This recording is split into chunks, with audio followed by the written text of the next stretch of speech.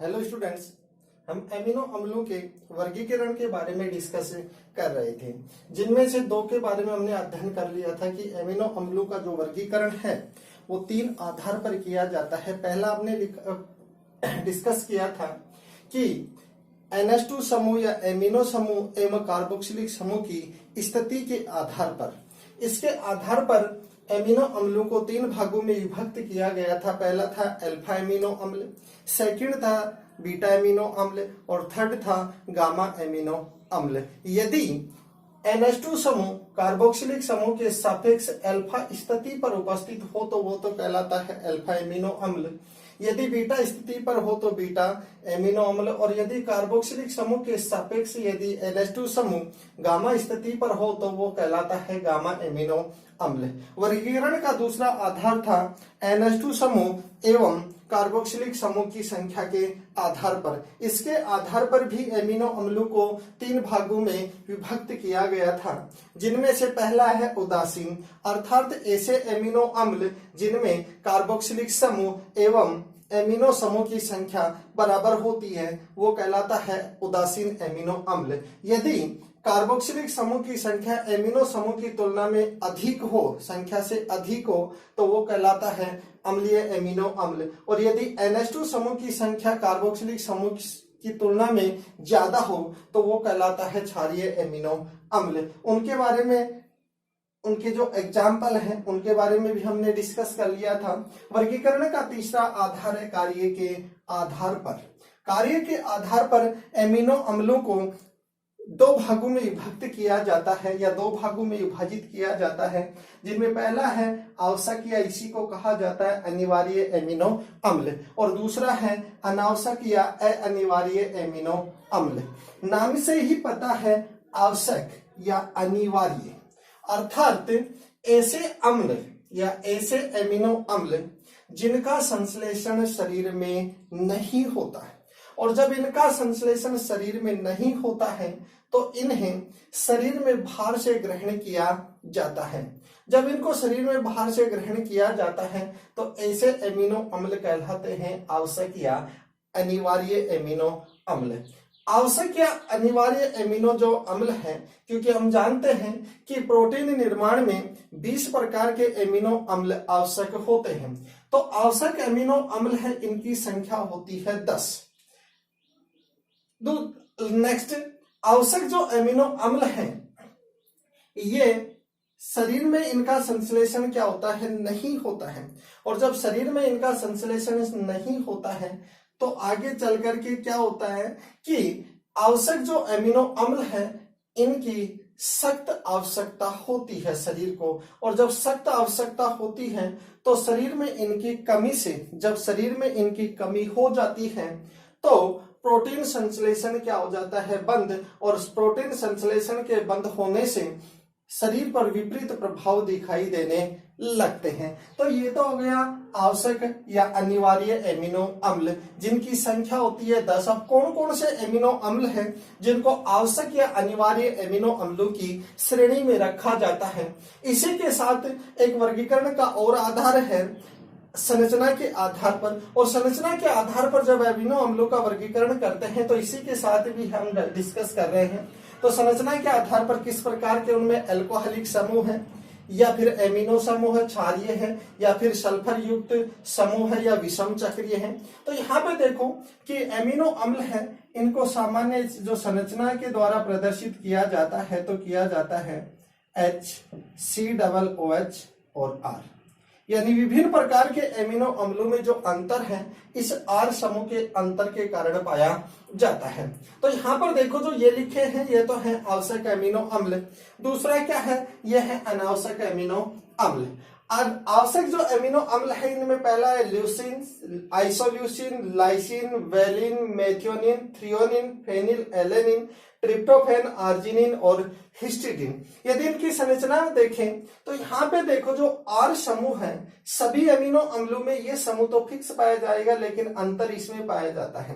तो अगर ये समूह उपस्थित हो तो इस समूह के, अगर R के स्थान पर यह समूह हो तो संरचना बन जाती है ल्यूसीन की। अगर समूह उपस्थित हो ये तो संरचना हो जाती है आइसोल्यूसिन की। और समूह यदि उपस्थित हो ये, तो यहाँ पे देखो मैंने लिख रखा है आर के स्थान पर, अगर आर के स्थान पर समूह हो जाता है ये, तो ये तो बन जाती है ल्यूसिन की संरचना। तो यहाँ पे देखो अगर ये समूह है तो इसके कारण बन जाती है आइसोल्यूसिन की। तो यहाँ पे देखो संरचना के आधार पर अपन डिस्कस करेंगे तो चौथा प्रकार और बन जाता है। तो यहाँ पे देखो leucine, isoleucine, lysine, valine, methionine, threonine, tryptophan, phenylalanine और आर्जिनिन और हिस्टिडीन। लेकिन ये तो हो गए आवश्यक एमिनो अम्ल, लेकिन आर्जिनिन और जो हिस्टिडीन है इन एमिनो अम्लों को यानी आवश्यक तो है, लेकिन इन दोनों एमिनो अम्लों को अर्ध आवश्यक एमिनो अम्ल कहा जाता है या अर्ध अनिवार्य एमिनो अम्ल कहा जाता है। क्यों कहा जाता है? क्योंकि आर्जिनिन एवं हिस्टिडीन का संश्लेषण मानव शरीर में बाल्य अवस्था में कुछ मात्रा में होता है, परंतु वृद्धि के समय यानी वृद्धि के साथ साथ इन एमिनो अम्लों की आवश्यकता में क्या होने लगती है? वृद्धि होने लगती है। अर्थात वृद्धि के साथ इन एमिनो अम्लों की आवश्यकता अधिक हो जाती है, और जब अधिक हो जाती है तो ये शरीर में बाहर से ग्रहण किए जाते हैं, और बाहर से ग्रहण किए जाने के कारण इन्हें अर्ध अनिवार्य एमिनो अम्ल या अर्ध आवश्यक एमिनो अम्ल कहा जाता है। तो पहला तो हो गया आवश्यक एमिनो अम्ल, यानी ऐसे एमिनो अम्ल जिनका संश्लेषण मानव शरीर में नहीं होता, और संश्लेषण मानव शरीर में नहीं होने के कारण ये एमिनो अम्ल शरीर में भोजन के द्वारा ग्रहण किए जाते हैं, और जब भोजन के द्वारा ग्रहण किए जाते हैं तो ऐसे एमिनो अम्ल कहलाते हैं आवश्यक या अनिवार्य एमिनो अम्ल। संख्या में होते हैं 10। कौन कौन से हैं? Lysine, leucine, isoleucine, lysine, valine, methionine, threonine, phenylalanine, tryptophan, arginine और हिस्टिडीन। आर्जिनिन एवं हिस्टिडीन को अर्ध अनिवार्य एमिनो अम्ल भी कहा जाता है। नेक्स्ट बात करते हैं कार्य के आधार पर वर्गीकरण का सेकंड भाग है अनावश्यक या अनिवार्य एमिनो अम्ल। तो अनावश्यक का मतलब क्या है? कि इनका संश्लेषण मानव शरीर में होता है, और जब मानव शरीर में होता है तो इनको शरीर में बाहर से ग्रहण नहीं किया जाता है। अर्थात ऐसे एमिनो अम्ल जिनका संश्लेषण मानव शरीर में होने के कारण इन्हें शरीर में बाहर से बाह्य स्रोतों से ग्रहण नहीं किए जाते हैं, और बाहर से ग्रहण नहीं किए जाने के कारण इनको अनावश्यक या अनिवार्य एमिनो अम्ल कहा जाता है। ये इनकी संख्या 10 होती है, अर्थात 10 संख्या में वो और 10 संख्या में होते हैं अनावश्यक एमिनो अम्ल। नेक्स्ट वह है कि इनकी मानव शरीर को सख्त आवश्यकता नहीं होती है, अर्थात यदि इनके शरीर में कमी हो जाए तो प्रोटीन संश्लेषण बंद नहीं होता, और जब प्रोटीन संश्लेषण बंद नहीं होता है तो शरीर पर कोई विपरीत प्रभाव अर्थात शरीर में कोई विपरीत प्रभाव या साइड इफेक्ट नहीं दिखाई देते हैं। एग्जाम्पल कौन कौन से हैं अनावश्यक? Glycine, alanine, cysteine, serine, aspartic, glutamic, gluten, asparagine, tyrosine और प्रोलिन। तो ये तो हो गए कि कार्य के आधार पर आवश्यक और अनावश्यक एमिनो अम्ल होते क्या हैं। तो यहाँ पे अपने को याद रखना है कि कौन सा आवश्यक एमिनो अम्ल है और कौन सा अनावश्यक एमिनो अम्ल है। तो वर्गीकरण है जो एमिनो अम्लों का जो वर्गीकरण का जो तीसरा आधार है कार्य के आधार पर आवश्यक और अनावश्यक, ये हो गया कंप्लीट। इसके बाद में पढ़ेंगे एमिनो अम्लों के गुण कि एमिनो अम्ल हैं उनके क्या क्या गुण होते हैं।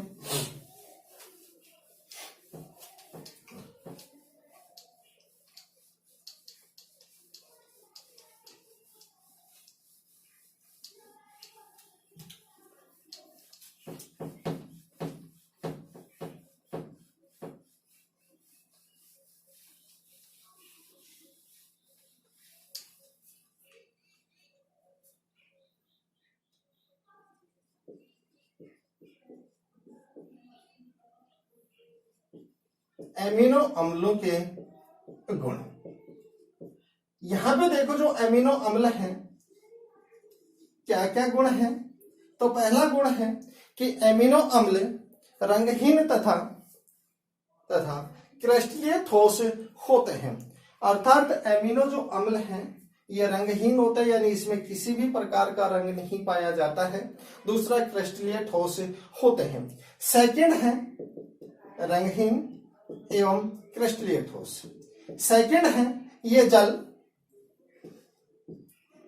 अम्ल एवं क्षार आदि में विलय होते हैं। थर्ड है कि ग्लाइसिन एमिनो अम्ल के अतिरिक्त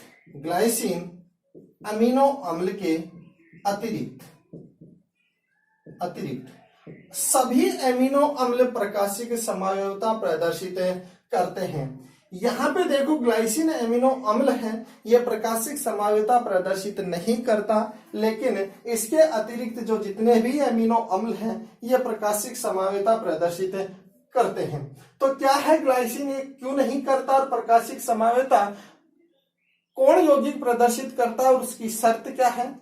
तो एक सिंपल सी बात है कि ऐसे यौगिक जिनमें किरेल कार्बन या असमित कार्बन परमाणु उपस्थित होता है वो प्रकाशिक समायोगिता प्रदर्शित करते हैं, परंतु ग्लाइसिन जो एमिनो अम्ल है इनमें किरेल कार्बन या फिर असमित कार्बन परमाणु अनुपस्थित होने के कारण ये ग्लाइसिन प्रकाशिक समायोगिता प्रदर्शित नहीं करता है। यहाँ पे देखो किरेल कार्बन होता क्या है, तो ये हो गया कार्बन होता है, ये टेट्रावैलेंट होता है।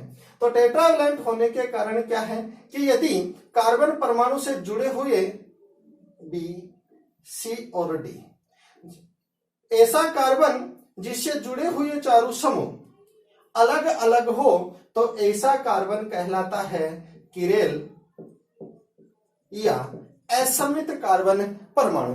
तो ग्लाइसिन की यदि अपन संरचना देखें तो ग्लाइसिन की संरचना में COOH, H और R समूह के स्थान पर पाया जाता है H2। और पाया जाने के कारण देखो यदि इसकी संरचना को देखा जाए तो इस कार्बन से जुड़े हुए जो चारों समूह हैं उन चारों समूह में दो हाइड्रोजन क्या है समान होने के कारण ये जो कार्बन होता है ये क्या होता है एक्रेल या समित कार्बन या एक्रेल कार्बन परमाणु उपस्थित होने के कारण यह प्रकाशिक समायोगिता प्रदर्शित नहीं करता। इसके बाद में देखें तो एमिनो जो अम्ल हैं ये समविभव बिंदु होते हैं। समविभव बिंदु होते हैं और समविभव बिंदु होने के कारण समविभव बिंदु होने के कारण इनका जो मान होता है ये क्या होता है निश्चित पाया जाता है। अब ये समविभव बिंदु क्या है, तो विलयन का वह पीएच मान जिस पर विद्युत विभव लगाने पर, यानी विलयन का वह पीएच मान जिस पर विद्युत विभव लगाने पर एमिनो जो अम्ल है ये किसी भी इलेक्ट्रोड की ओर गमन नहीं करते हैं, वो बिंदु कहलाता है समविभव बिंदु।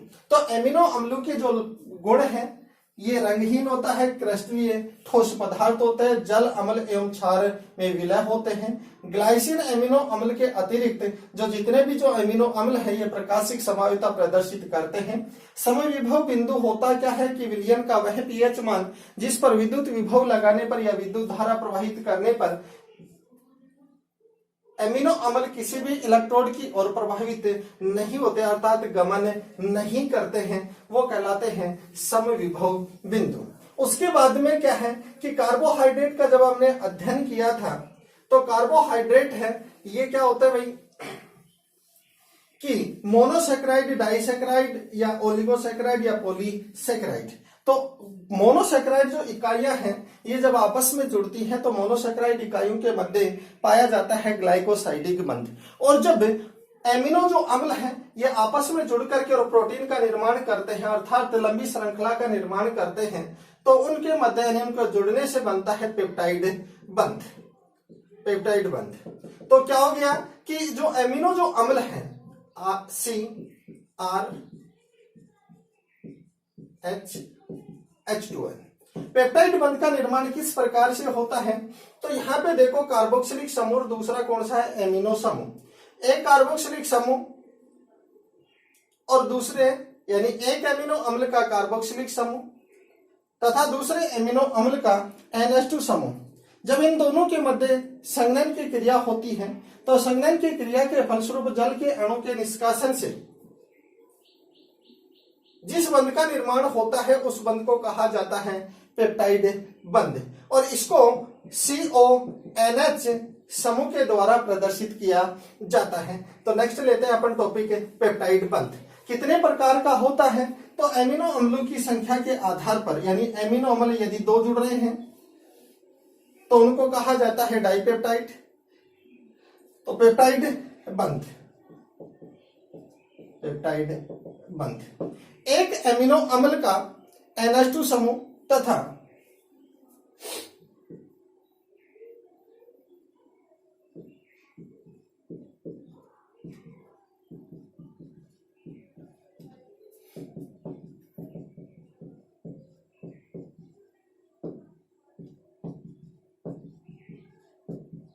एक एमिनो अम्ल का CH2 समूह तथा दूसरे एमिनो अम्ल के NH2 समूह के मध्य संघनन क्रिया के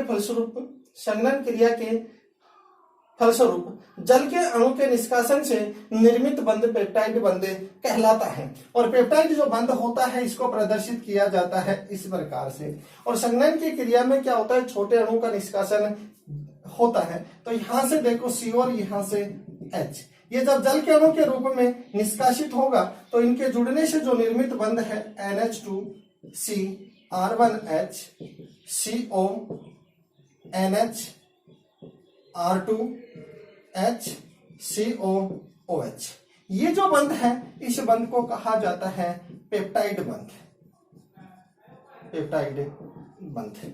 तो एक एमिनो अम्ल का CHO समूह COOH समूह कार्बोक्सिलिक समूह और दूसरे एमिनो अम्ल के NH2 समूह के मध्य संघनन की क्रिया, कौन सी क्रिया? संघनन। और संघनन की क्रिया में छोटे अणु का निष्कासन होता है। तो जल के अणु के निष्कासन के फलस्वरूप जो निर्मित जो बंध है उसको कहा जाता है पेप्टाइड बंध।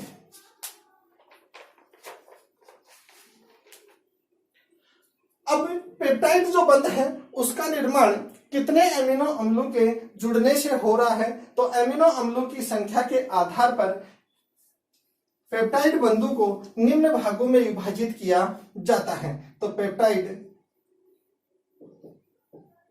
बंध के प्रकार, पेप्टाइड बंध के प्रकार, यदि एमिनो अम्ल दो एमिनो अम्लों का के जुड़ने से पेप्टाइड बंध का निर्माण हो रहा है तो उन्हें तो कहा जाता है डाई पेप्टाइड। अर्थात डाई का मतलब है कि पेप्टाइड बंध के निर्माण में दो एमिनो अम्ल प्रयुक्त हो रहे हैं।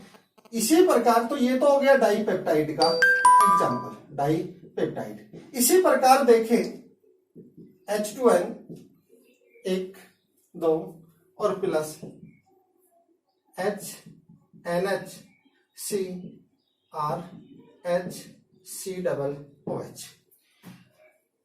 तो तीन एमिनो अम्ल 1 2 और 3, यदि तीन एमिनो अम्लों के मिलने से पेप्टाइड बंध का निर्माण होता है तो उसे कहते हैं ट्राई पेप्टाइड, ट्राई पेप्टाइड बंध।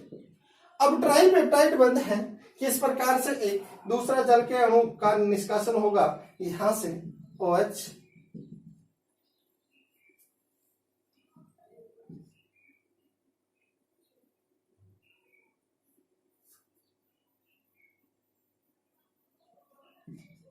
NH CR3 HCOOH 1 2 3। तो इनकी संरचना को देखने से पता चल रहा है कि यदि एमिनो अम्लों की संख्या 3 हो तो पेप्टाइड बंधों की संख्या होती है 2। यदि एमिनो अम्लों की संख्या 2 है तो पेप्टाइड बंध की संख्या हो रही है, यानी पेप्टाइड बंधों का निर्माण हो रहा है 1। तो हो गया एमिनो पेप्टाइड बंधों की संख्या बराबर एमिनो अम्लों की संख्या -1। अर्थात यदि पेप्टाइड बंधु का निर्माण यदि 3 एमिनो अम्ल पेप्टाइड बंध के निर्माण में प्रयुक्त हो रहे हैं तो पेप्टाइड बंधु की संख्या होगी 1, यानी एमिनो अम्लों की संख्या से 1 कम पेप्टाइड बंधु की संख्या होती है। इसके बाद में अपन अध्ययन करते हैं प्रोटीन की संरचना। प्रोटीन की संरचना